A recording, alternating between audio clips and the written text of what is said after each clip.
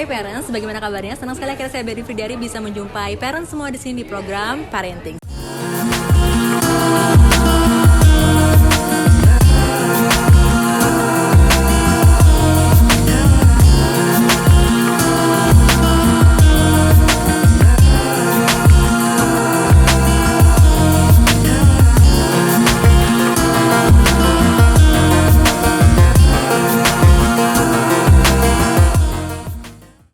Nah kali ini saya sudah bersama Dokter Pras. Halo. Halo. Dokter Pras nih dokternya, dibilang dokter TikTok juga enggak ya, tapi banyak banget fansnya di TikTok gitu kan. Jadi Dokter Pras ini banyak banget membagikan ilmu-ilmu, bahkan yang harusnya bayar nih gratis loh. Gimana sih dok? Ya. Cerita awalnya tuh bisa sharing di sosial media, dan ini berarti gaul banget dokternya karena dekat dengan sosial media, khususnya TikTok, dan baru aja mendapatkan awarding winner Live Community Award. Wah, itu berarti saking dicintainya dan saking banyak choice gitu. people choice-nya dari TikTok. Nah, sekarang kita berbicara dengan Dokter Pras. Halo Dokter Pras. Halo. Boleh nggak sedikit cerita kenapa memulai sosial media khususnya TikTok untuk memulai edukasi atau mungkin sharing tentang kesehatan? Ya, pada waktu itu kan masa pandemi. Jadi ketika itu pasien tidak bisa banyak datang ke rumah sakit karena pembatasan sosial dan karena COVID sedang naik. Nah, kemudian saya tergerak hatinya untuk memberikan edukasi pada pasien, terutama pada saat itu adalah masa COVID, jadi pembahasannya tentang COVID. Nah, setelah pandemi agak mereda, kemudian saya meluaskan edukasi tentang berbagai penyakit ya, terutama yang dikeluhkan masyarakat pada saat itu misalnya, atau yang biasa dikeluhkan bisa lambung, batuk pilek dan sebagainya, sampai ke bidang studi yang saya tekuni, yaitu kedokteran fisik dan rehabilitasi atau rehabilitasi medik. Oke. Kalau bicara dok, sekali datang tuh bisa 300 sampai 500 ribu. Ini dokter dengan sukarela membagikan itu aja. Itu tujuannya sebenarnya apa tuh?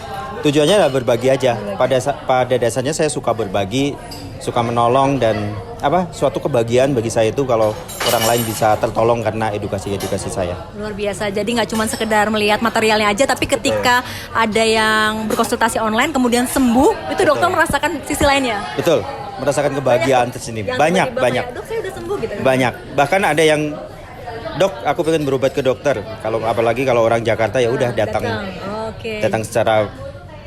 secara langsung gitu. Dan bertemunya lalu dari sosial media dulu ya dok ya. Oke.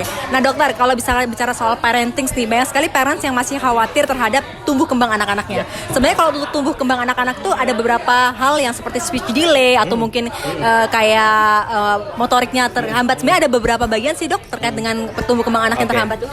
Terutama yang paling banyak itu ada 3 hal ya. Yang pertama adalah gangguan sensori, yaitu sensory processing disorder. Kemudian yang kedua adalah speech delay, atau banyak di situ speech disorder, speech delay, ataupun difalgia atau segala macam banyak diagnosanya. Kemudian yang berikutnya adalah motorik delay. Motorik delay ini pun dipengaruhi oleh kondisi, misalnya kurangnya stimulasi, ya, kurang rangsangan atau stimulasi dari orang tua atau lingkungan sekitarnya, misalnya sering dikasih gadget dan sebagainya. Kemudian yang kedua bisa juga karena penyakit yang ada, misalnya karena cerebral palsy atau gangguan pada perkembangan otak yang ketika masih berkembang tapi bersifat tidak progresif. Kemudian juga misalnya Down syndrome dan sebagainya. Oke, kalau untuk speech delay sendiri, kapan anak dikatakan speech delay? Usia berapa dok? Sebenarnya ada tahap-tahapnya. Jadi kalau misalnya pada umur misalnya 2 tahun, belum ada satu kata pun yang jelas, itu sudah merupakan speech delay. Namun ada tahap-tahapnya yang nanti bisa dilihat di konten saya, di video TikTok saya itu sudah ada saya buatin. Jadi red flag untuk pasien-pasien yang speech delay. Oke. Nah, fun fact-nya, apakah betul ketika ibu mengandung kemudian dia terlalu banyak menggunakan gadget itu menjadi pengaruh anaknya akan speech delay? Sebenarnya nggak secara langsung sih, nggak secara langsung. Lebih ketika di dalam kandungan itu apabila nutrisi yang cukup atau tidak ada penyakit pada ibu itu, misalnya ada penyakit-penyakit tertentu, virus yang bisa juga menyerang si baby, itu juga bisa. Namun lebih ke arah perkembangan ketika dilahirkan ya. Tapi sebenarnya ada juga yang jadi gini. Ada penyebabnya, terutama kalau speech delay itu biasanya setelah dilahirkan, terutama ya. Namun kalau motorik itu bisa ketika saat dalam kandungan saat melahirkan maupun saat sudah dilahirkan. Kalau yang motorik. Jadi banyak faktornya ya. Banyak faktor. Oke. Ya. Nah kalau seandainya kita mendapati anak kita ada indikasi untuk speech delay, prosedurnya seperti apa nih dok? Biasanya akan di screening oleh dokter anak. Dokter anak kemudian akan merekomendasikan ke dokter rehab medik, nanti kita assessment ulang, kemudian baru kita terapi wicara. Oke. Ya. Jadi sebenarnya memang harus dengan ahlinya atau boleh ditangani di keluarga aja dok? Sebenarnya tergantung ya. Kalau kurang stimulasi aja, kadang di keluarga bisa. Tapi tergantung juga jenis keluarga yang seperti apa. Namun kalau di keluarga nggak bisa ya memang harus minta pertolongan kepada yang expert gitu. Nah kalau misalkan untuk mencegah anak-anak kita yang baru kecil-kecil itu mencegah terjadinya speech delay itu apa yang harus dilakukan dok? Yang harus dilakukan satu, kalau masih di dalam kandungan ya jaga kesehatan ibu, minum vitamin. Nah sering diajak ngobrol anaknya meskipun di dalam kandungan, ya itu sering diajak ngobrol, baik bapak ibunya sering diajak ngobrol. Itu pengaruh juga dok? Pengaruh itu pengaruh terhadap kecerdasan juga. Sering diajak ngobrol, terus minum vitamin yang cukup, tetap sehat selama kehamilan. Kemudian pada waktu sudah dilahirkan, tetap ya imunisasi dan sebagainya harus lengkap. Kemudian stimulasi harus sering ya. Anak-anak jangan dibiasakan main gadget ya, kemudian lebih banyak interaksi, diajak main, misalnya main yang entah main boneka atau main apapun yang itu berinteraksi dengan orang. Nah, dan sering diajak ngobrol. Yang penting sering diajak ngobrol. Ya. Kalau seandainya parents di rumah sudah merasa bahwa anaknya sudah ada kecenderungan ke speech delay gitu kan, tapi istilahnya belum berani untuk mengecek gitu, kira-kira apa yang harus dilakukan dok? Apa tetap harus ngecek sebenarnya? Iya harus ngecek. Menurut saya harus ngecek ke dokter, ke expert ya, ke dokter anak supaya dipastikan apakah ini benar-benar. Kan biasanya sudah ada kalendernya, misalnya kalau umur segini ini berarti harus ngapain. Nah itu akan dicek dokter anak, kemudian dokter anak akan rekomendasikan ke dokter rehab medik, nanti kita akan terapi untuk berdasarkan keluhan ataupun diagnosa yang ada. Kira-kira berapa lama dok sesi dari terapi itu? Tergantung kondisi si anak.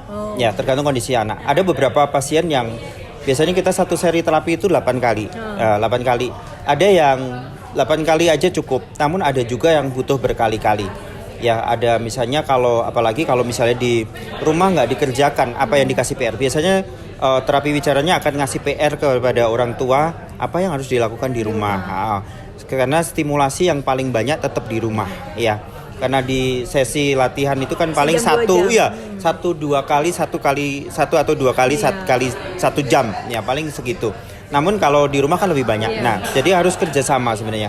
Kerjasama antara orang tua sama kita, ya tenaga ahli kesehatan supaya untuk mempercepat tujuan supaya stimulasinya itu menjadi adekuat atau optimal. Oke, jadi nggak bisa ditentukan seminggu 2 bulan nggak bisa ya? Tergantung kondisi si anak, tergantung juga dari suportif keluarga. Ya, itu juga pengaruh banget. Oke, baik. Dokter boleh memberikan masukan kepada parents, khususnya parents yang baru nih, tentang bagaimana mencegah anak untuk speech delay? Ya, yang jelas anak itu ada satu pribadi, ya. Pada waktu awal-awal usia awal anak itu dia banyak meniru, ya. Jadi berikan contoh yang baik, misalnya diajak ngobrol, dikasih pengertian yang baik, dikasih pendidikan yang baik.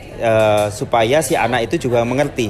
Nah, ketika mereka pada usia mulai ngobrol, diajaklah komunikasi dengan baik supaya anak juga akan terstimulasi untuk sesuai dengan apa umurnya. Misalnya bisa ngomong sesuai umurnya dan bisa sesuai optimal apa yang bisa dicapai oleh si anak. Gitu. Baik, terima kasih Dokter Pras. Jangan lupa saksikan Dokter Pras di This is Pras. Ya, This is Pras. Di TikToknya ya. Ya, di TikToknya. Jadi aktif banget ya. Selain TikTok ada lagi enggak? Kadang Instagram di pras.agus.dokter kalau Instagramnya. Baik, terima kasih dokter. Ya, sama-sama. Thank you parents. Semoga ini bisa menjadi insight buat parents semua di sini yang sedang dalam posisi ini atau mungkin mencegah supaya anaknya speech delay. Saya Beli Fidari pamit undur diri. Dadah.